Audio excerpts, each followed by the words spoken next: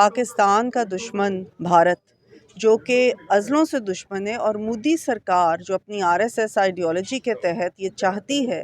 کہ پاکستان کو اکھنڈ بھارت کا جو ان کا کانسیپٹ ہے اس کو لے کے چلاؤ۔ ابھی مئی کے اندر آپ نے دیکھا کہ انہوں نے بڑے زوم کے ساتھ یہ بڑی طاقت اپنے آپ کے اندر سمجھتے ہوئے اپنے رافیل طیارے لا کے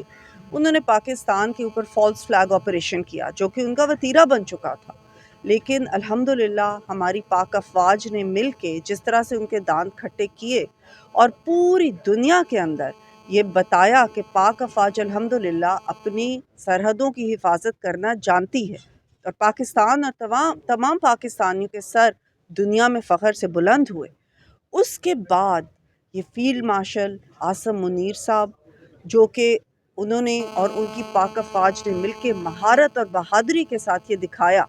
کہ ہم پاکستان کی حفاظت کرنا جانتے ہیں، لیکن PTI کی طرف سے یہ اس کو میں سیاسی جماعت نہیں کہوں گی، کیونکہ یہ کوئی بھی کام ایسا نہیں کر رہے جو سیاسی جماعت کر سکتی ہے۔ اور یہ DG ISPR نے کل جو اپنا بیانیہ دیا ہے، بہت ریسٹرینٹ کے بعد بہت صبر کرتے رہے، پاک افواج بڑی دیر وہ چپ رہے ہیں، لیکن ان کا بیانیہ جو ہے سخت سے سخت ہوتا جا رہا ہے، اور ان کا ریاست مخالف بیانیہ ہے، ان کا عوام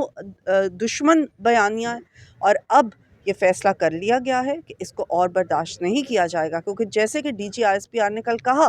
کہ اگر آپ اپنی افواج کو آپ تنقید کا نشانہ بنائیں تو اس کا مطلب ہے آپ دوسرے دشمن ممالک کو سپیس دے رہے ہیں اور اپنی ریاست کو کھوکھلا کر رہے ہیں۔ دیکھیے اس کے پیچھے بھی ان کا سابقہ چیئرمین عمران خان ہے، جو کہ اس کو لایا ہی اس لیے تھا کہ اشتعال، بدامنی،